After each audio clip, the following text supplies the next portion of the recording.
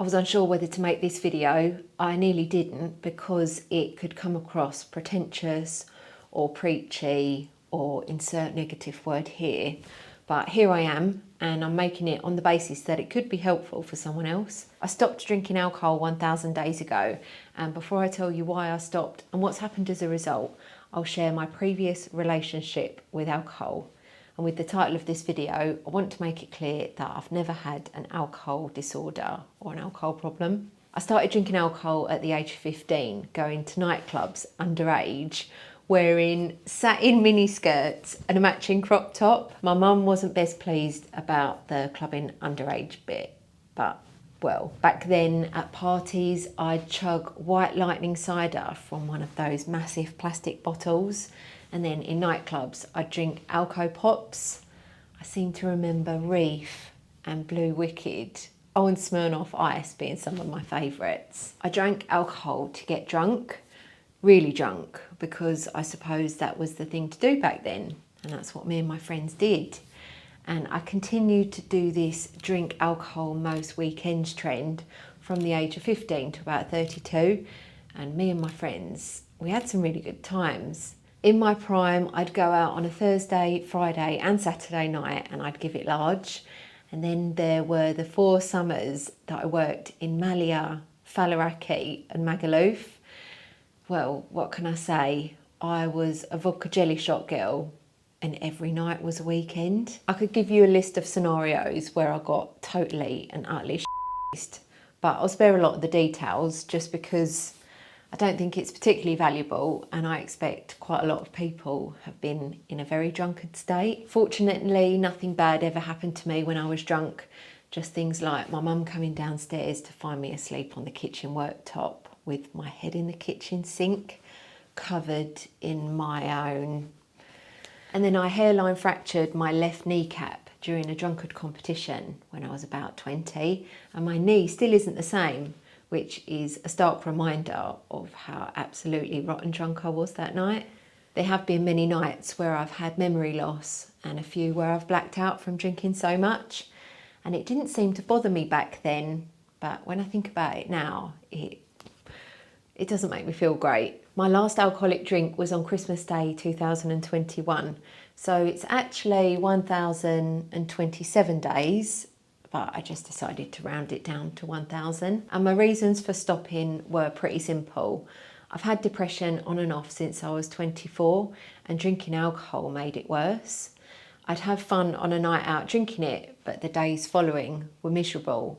Not only did I get bad hangovers, but the low mood and the dark cloud over my head would feel heavier than usual. So it was a pretty easy decision for me to stop drinking alcohol. And then of course there's the obvious things when stopping alcohol, like sleeping better, no hangovers. As I got older, my hangovers were getting worse, and they would last for about 3 days, which would then affect all of my life, as in I'd sleep in and miss the gym. I'd miss a full day of getting out and doing good stuff because I would just be on the sofa watching TV hungover. And then it would affect my work in the early part of the week, which then affected my mood and the way I felt. So in some cases, a night of drinking alcohol would then lead to me losing maybe half a week of a quality of life. I make fewer bad decisions now I don't drink alcohol, with things such as food, men, my behaviour, social interactions, that kind of thing. And the poor food choices was often cheesy chips late at night, and then pizza and chili heatwave Doritos were my favourite hangover foods. And alcohol also made me really leery and loud, and I'd often get up to mischief and get into some trouble, which felt fun at the time. And then there's the basic things like drinking less calories, spending less money because alcohol is expensive. And over the last 2 years, I've been investing a lot of time and energy into my physical and mental health. And I felt like I was taking 10 steps forward with all of that kind of stuff, and then 5 steps back when I drank alcohol. And then I recently learned that alcohol destroys brain cells that never grow back. And as someone who I feel as though my brain can struggle a bit at times and it can malfunction more so than other people. I don't know if that's true or not, but for that reason, I feel quite protective about my brain cells. As I was growing older, my body was changing, as were my values, and alcohol no longer aligned with those values. And for all of those reasons, mainly the depression and the brain health, it was quite an easy decision for me to stop drinking alcohol. I've learned something interesting recently, a bit of a fun fact, how people react differently to alcohol on a physiological basis, something to do with genetics and biology, that kind of stuff.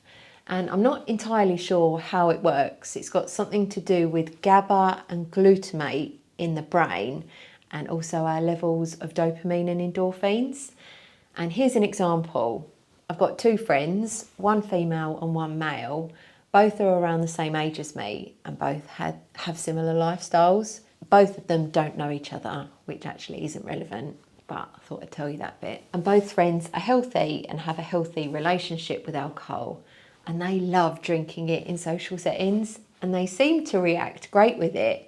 They enjoy the taste, and it causes them to become energised and alert and excited, which then lasts for hours.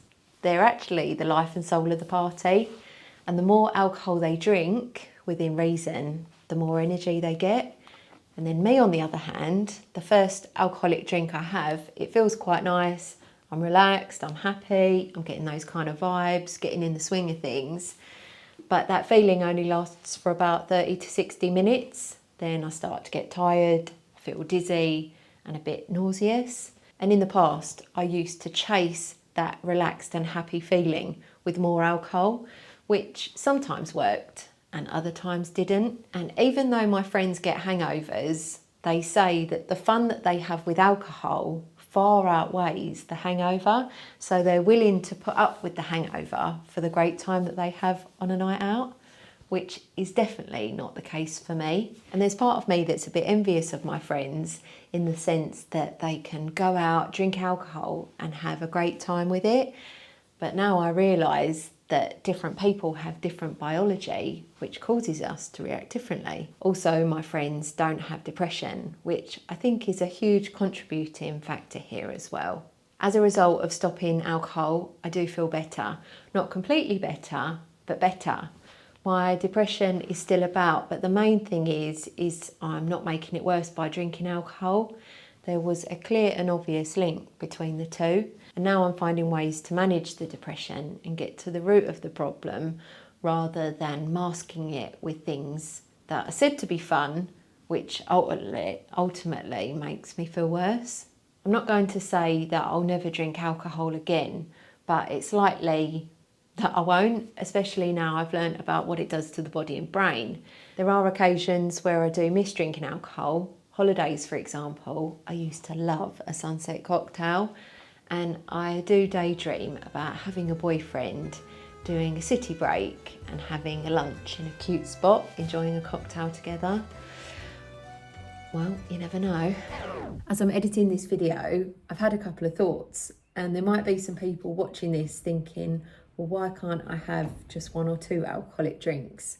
But the problem with that is that makes me feel rough, even with that small amount. And I still get a hangover, so it's just easier for me to have nothing at all. And completely separate from that, I also really enjoy music and activity festivals. And usually in those settings, I really go to town. I drink alcohol, caffeine and sugar all in one drink. And it helps keep me up with the people around me that are doing other stuff. And I don't do other stuff, because I know that it would make me feel bad. So I haven't been to a festival sober yet, and I wonder what that experience is going to be like. I'll talk about my transition to being alcohol free and share some tips that made it easier for me. And of course, it can be a challenging thing to do, to stop drinking alcohol, not necessarily because we don't want to, but because others don't want us to. And it can be difficult to not get FOMO, which is fear of missing out. Or another term that I just learned about is FOMA, fear of missing alcohol. And I did used to get FOMA, thinking about my friends, that they would have more fun than me and I wouldn't be in the club if I wasn't drinking alcohol with them. And sometimes that was the case. My friends did have more fun on a night out, but then I wasn't the one hungover the next day and feeling terrible. It was also interesting transitioning over to becoming alcohol free and getting other people's reactions. Things like, "Go on, have a drink," or "Relax and have fun." "What about, don't be boring, just have a few drinks with us." It's like Chris Williamson says, alcohol is the only drug where if you don't do it, people assume you have a problem. And in response to that, I go, hold on, alcohol, a drug, isn't that a bit steep? Isn't alcohol just alcohol? And then I learn that it is a drug because it affects our cognition, emotions and perception. And it kind of does my head in that drinking alcohol has been shortened to the word drink, but I could rant a bit about that. Despite the alcohol-free trend becoming more popular, there still seems to be a societal pressure associated with alcohol. And I've even got a bizarre observation about drinking alcohol-free drinks too, which I'll share in a minute. Fortunately, I've always found it easy to shut down the conversations with those who are trying to persuade me to drink alcohol. A strong no and a look of determination often does the trick. But in the early stages, for those that didn't get the message, my favourite sentence was, and it still is, I don't drink alcohol because it doesn't make me feel good, which is the truth.